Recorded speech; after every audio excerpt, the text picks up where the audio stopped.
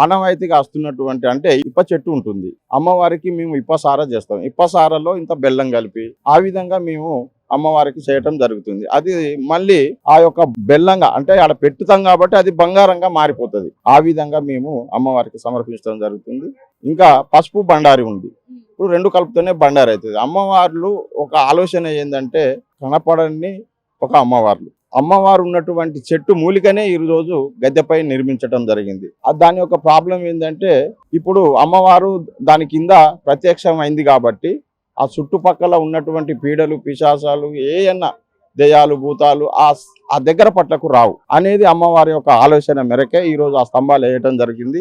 అక్కడికి భక్తులు వస్తారు కాబట్టి వాళ్ళ మీద ఉన్న పీడలు కానీ వాళ్ళకున్న కోరికలు కానీ అవన్నీ అమ్మవారు సేవించి ఆ పసుపు బండారినే వాళ్ళకి ఇస్తూ మనం ఉన్నటువంటి పూజాలను వాళ్ళకి ఇస్తూ పంపించటం జరుగుతుంది.